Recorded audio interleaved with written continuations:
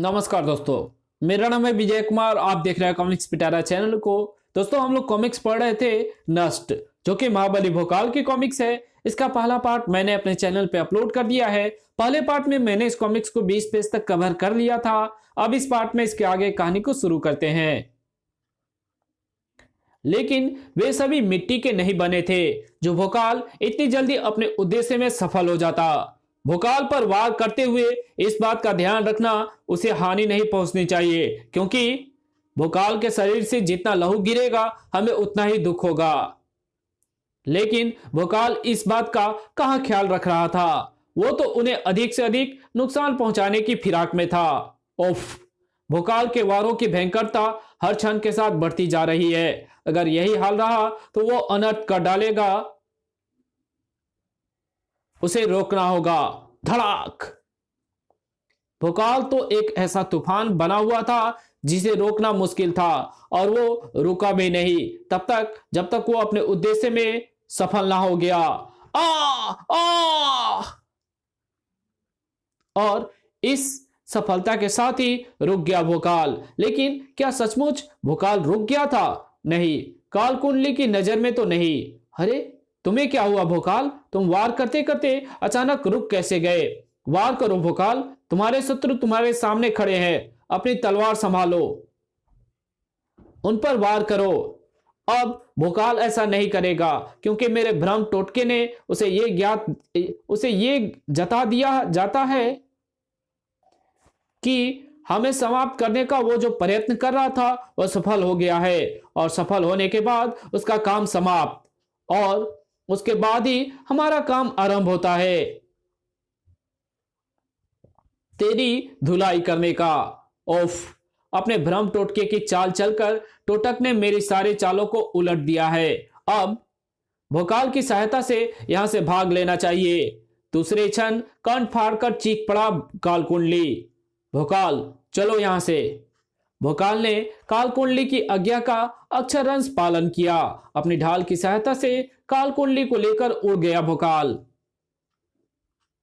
सभी देखते रहने के सिवा कुछ ना कर सके। ओफ, महाबली भोकाल जैसी शक्ति किसी के आदेश की ऐसी दास बन जाएगी, ये तो मैं सपने में भी नहीं सोच सकता। हमारे लिए तो बहुत बुरा हुआ ये। मात्र हमारे लिए ही नहीं, यह संपूर्ण ब्रह्मांड के लिए बहुत बुरा हुआ। हमें भोकाल को सामान्य करना होगा, नहीं तो संपूर्ण मानवता संकट में पड़ जाएगी। दुर्गम्मा, काल कुंडली एवं अन्य दुष्ट शक्तियां अपने उद्देश्य में सफल हो जाएंगी। परंतु ऐसा होगा कैसे? भोकाल चाचा कैसे सामान्य होंगे? काल कुंडली ने बताया था कि दुर्गम्मा के पास कोई ऐसी मणि है जिसने हमें सामान्य कर दिया था। वही मणि भोकाल को भी सामान्य कर सकती है। परंतु समस्या यह है कि पता कैसे चले कि मणि कहाँ है? इस समस्या का हल तो मैं थोड़ी देर में ढूंढ लूंगा। कैसे?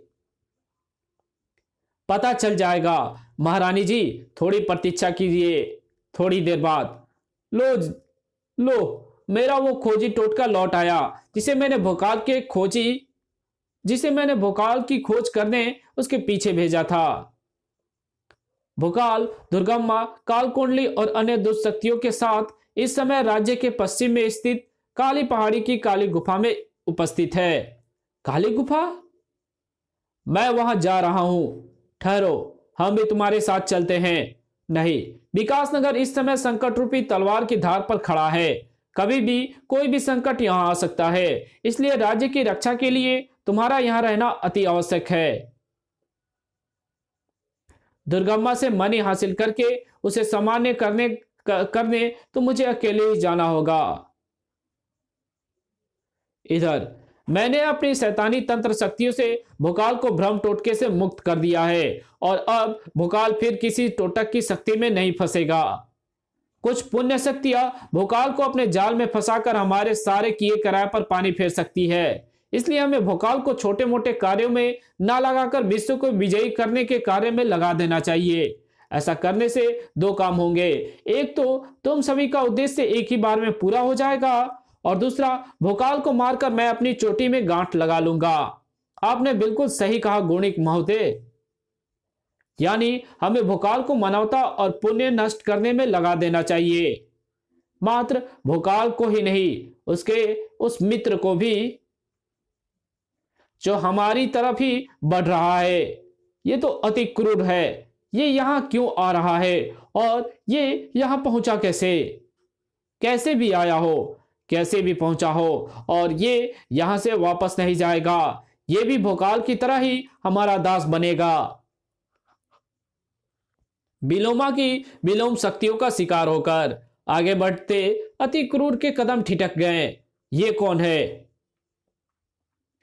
शैतानी शक्तियों का रक्षक। अपने दतांग की मार से अभी इसे मौत की नींद सुलाता हूं। ओह ओफ। एकाएक अति क्रूर को क्या हुआ था, यह अति क्रूर को पता नहीं चला, लेकिन जल्दी सारे संसार को पता चल गया, क्योंकि भोकाल के साथ अति क्रूर भी सारे संसार और मानवता को नष्ट करने के लिए निकला हुआ था। आ भागो, बचाओ। उनका दास बनकर जो सारे ब्रह्मांड में सिर्फ और सिर्फ पाप फैलाने का सपना देख रहे थे। और उनका वो सपना धीरे धीरे सफलता की ओर अग्रसर हो रहा था, भोकाल और अति क्रूर के कारण। लेकिन अभी पुण्य की रक्षा करने वाले पूरी तरह समाप्त नहीं हुए थे। हमें अति क्रूर और भोकाल को रोकना होगा, नहीं तो निश्चय ही उनके हाथों से मानवता नष्ट हो जाएगी। परंतु ऐसा होगा कैसे? भोकाल को दुष्ट शक्तियों से मुक्त करने का साधन शैतान दुर्गम्मा के पास है, और उसे जिसने भी प्राप्त करने का प्रयत्न किया उसकी दशा अति क्रूर जैसी हो जाएगी। तो हम क्या करें भोकाल?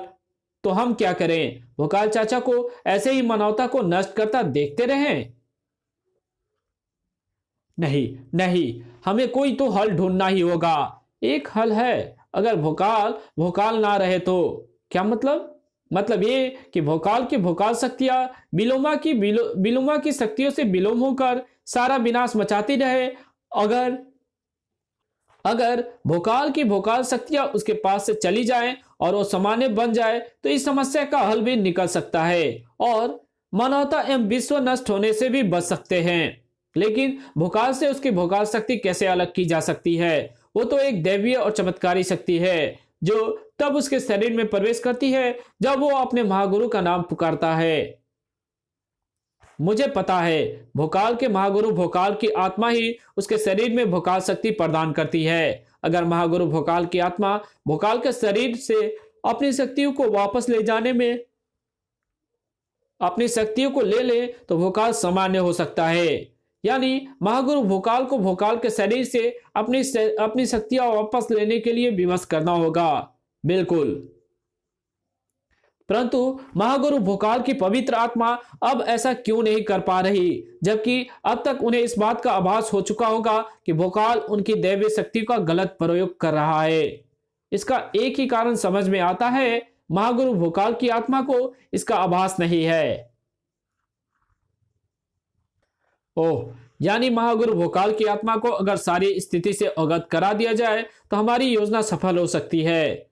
बिल्कुल हो सकती है, लेकिन इस कार्य को करने के लिए परिलोक में स्थित उस गुफा में जाना अत्यंत आवश्यक है जहां महागुरु भोकाल की आत्मा का वास होता है, और इसके लिए परिलोक में जाना होगा।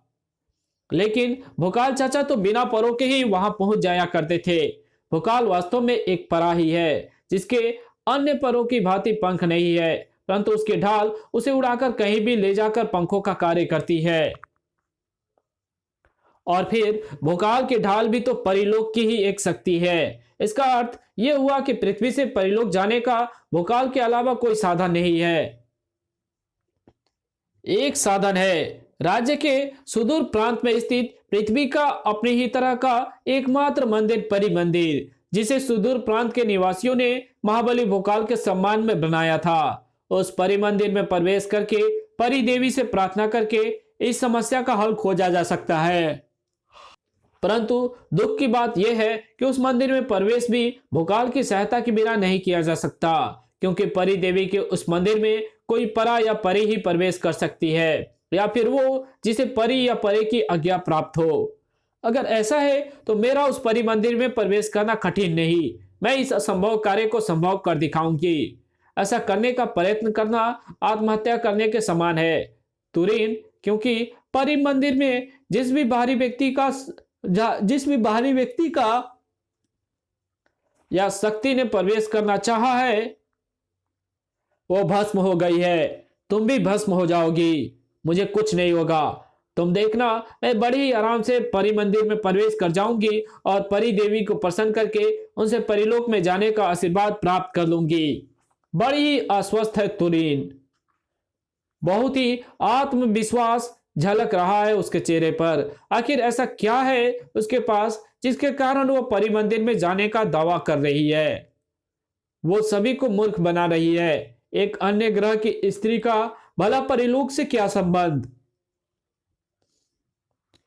परी मंदिर में प्रवेश करके उसे परी देवी का आशीर्वाद नहीं, मृत्यु मिलेगी।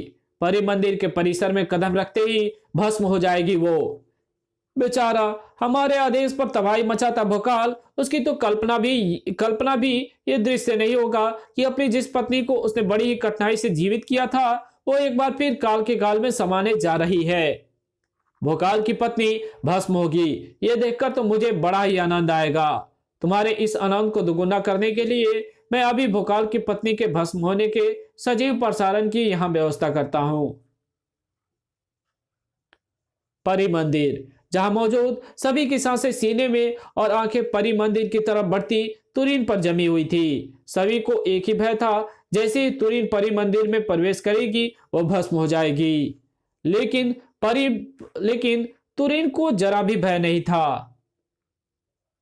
उसका विश्वास था कि उसे कुछ नहीं होने वाला था और कुछ ही क्षणों में तुरीन का पांव परी मंदिर के परिसर की धरा पर पड़ने के लिए उठ चुका था। अब कुछ भी हो सकता था और जो होने जा रहा था भोकाल को उसकी जरा भी चिंता नहीं थी। वो तो विनाश करके और अपने आकाओं के आदेश को पूरा करने में जुटा हुआ था और उसका साथ दे रहा था वो अति क्रूर, जो क्रूरों से भी क्रूर था। लेकिन आज अति क्रूर की क्रूरता को बहुत पीछे छोड़ देने की फिराक में था भोकाल। क्रूरता की हर सीमा को पार किए दे रहा था। अति क्रूर कहां पीछे रहने वाला था। उसने भी भोकाल से होड़ लगाई हुई थी। बचाओ! और ये सब देखकर क्यों ना ठहाके पर ठहाके लगाते ये पाप के पुजारी। भोकाल और अति क्रूर सामने आने वाली हर कठिनाई को धत्ता बताकर आगे बढ़ रहे हैं और उनके आगे बढ़ने की जो गति है उसे देखकर एक ही बात समझ में आ सकती है कि वो क्षण दूर नहीं जब वे दोनों अपने लक्ष्य तक पहुंच जाएंगे। अरे भाई, भोकाल को देखते रहने के चक्कर में यह मत भूल जाना कि मुझे भोकाल की पत्नी तुरीन को भस्म होते हुए भी देखना है। ओह, ये तो मैं भूल ही गया था। मैं अभी उस दीवार पर उस परी मंदिर का दृश्य दिखाता हूं जहां मौजूद है। इस कहानी को यही खत्म करते हैं। इसके आगे कहानी पढ़ेंगे इसके पार्ट 3 में। तो मिलते हैं इसके तीसरे पार्ट में। तब तक के लिए बाय। अगर वीडियो अच्छी लगी तो इस वीडियो को लाइक कर देना। चैनल पर नया हो तो चैनल को सब्सक्राइब कर बेल आइकन को जरूर प्रेस कर देना और जहां इस वीडियो की जरूरत हो वहां इसको शेयर जरूर कर देना। और मेरे दूसरे चैनल डिवाइन टेक्नोलॉजी को सब्सक्राइब करें और उसके भी वीडियोस जरूर देखें। और वहां पे जितने भी वीडियोस थी वो सभी के सभी जेन्युइन वीडियोस हैं। Thanks for watching my videos.